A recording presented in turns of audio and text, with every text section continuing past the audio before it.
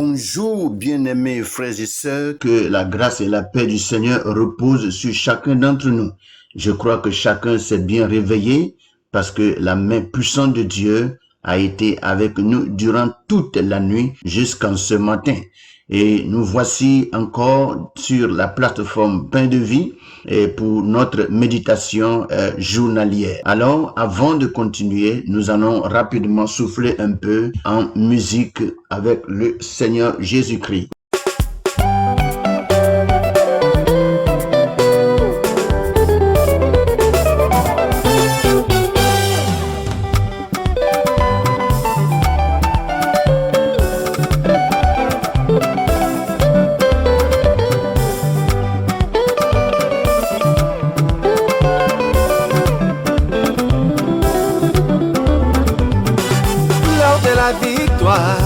De la vérité a sonné dans mon cœur, que Jésus soit loué, chantons. L'heure de la victoire, de la vérité a sonné dans mon cœur, que Jésus soit loué. Oh, l'heure de la victoire, de la vérité a sonné dans mon cœur, que Jésus soit loué, chantons. L'heure de la victoire, de la vérité a sonné dans mon cœur, que Jésus soit loué. Oh, que Jésus soit loué dans la vérité, que Jésus soit loué dans la vérité, El Shaddai soit loué dans la vérité, que Jésus soit loué dans la vérité.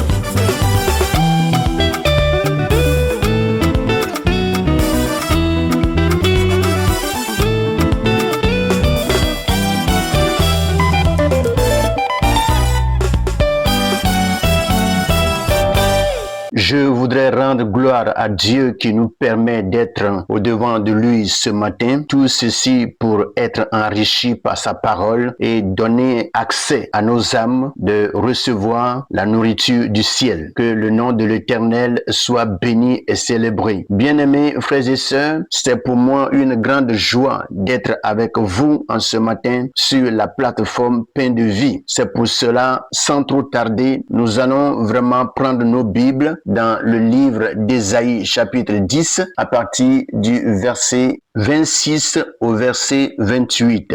C'est le passage que le Seigneur nous donne ce matin pour vraiment nous nourrir et nous combler de sa grâce, de sa puissance et de sa grandeur. Sans trop tarder, nous allons passer à la lecture de notre passage du jour. Il est écrit: L'Éternel des armées agitera le fouet contre lui, comme il frappa Madian au rocher d'Horeb. Et de même qu'il leva son bâton sur la mer, il le lèvera encore comme en Égypte. En ce jour, son fardeau sera ôté de dessus ton épaule et son joug de dessus ton cou. Et la graisse fera éclater le joug. Il marche sur Ajats, traverse Migron, laisse ses bagages à Micmash. Voici, bien-aimés frères et sœurs, notre passage du jour et sans trop tarder, nous allons entamer notre méditation. Le thème de notre méditation de ce matin s'intitule « Dieu brise les jougs et renverse les oppresseurs ».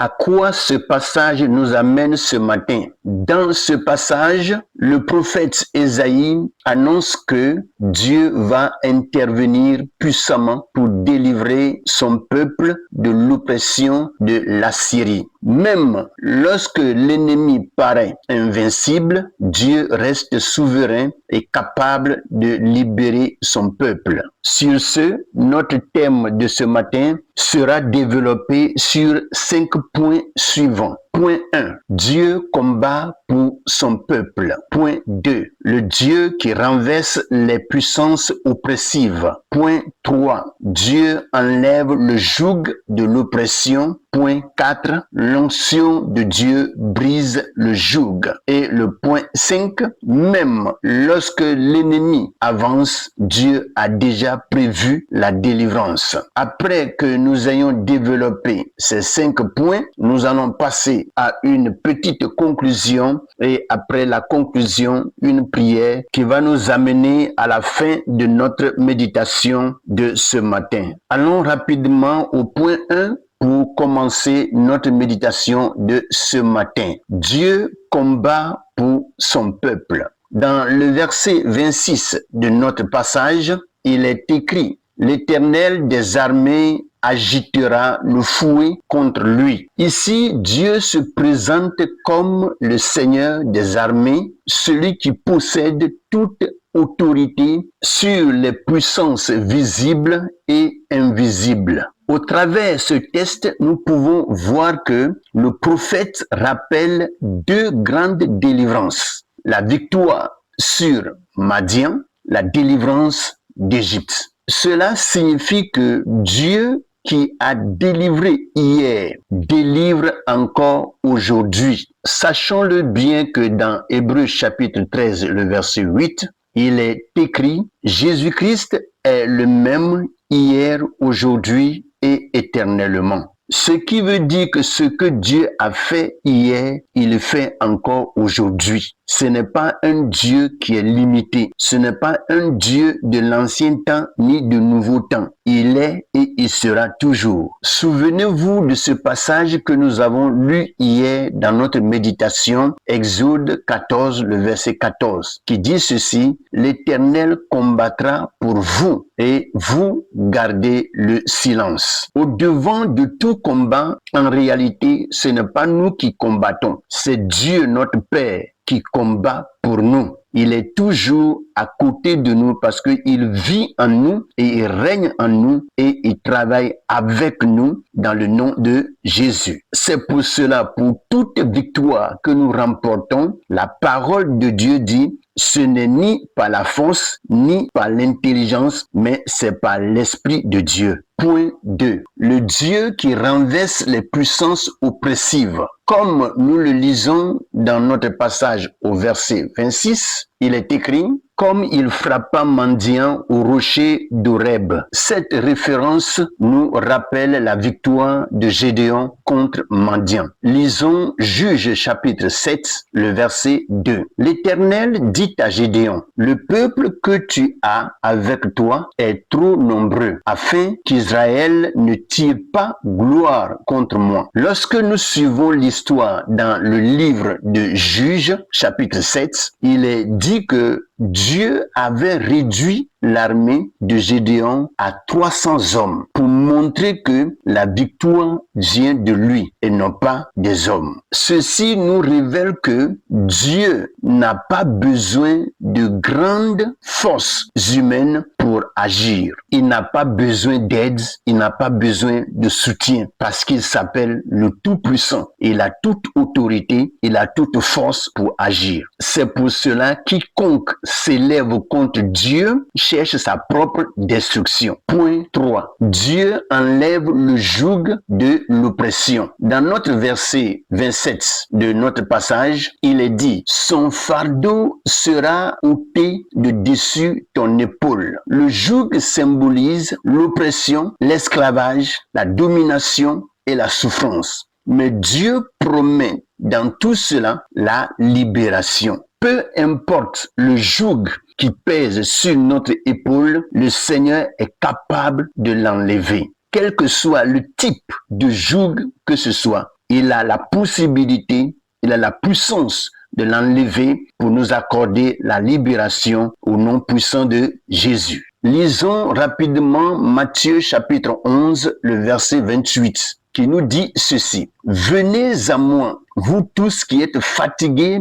et chargés, et je vous donnerai du repos. Oui, véritablement, Dieu donne le repos et le vrai. Alors, ce matin, sur chacun d'entre nous, Dieu veut enlever les fardeaux suivants. Les fardeaux spirituels, les oppressions intérieures, les charges qui écrasent l'âme. Le Seigneur étend sa main ce matin et il opère dans ta vie afin que tu reçoives par sa puissance et par son autorité cette libération au nom puissant de Jésus. Point 4.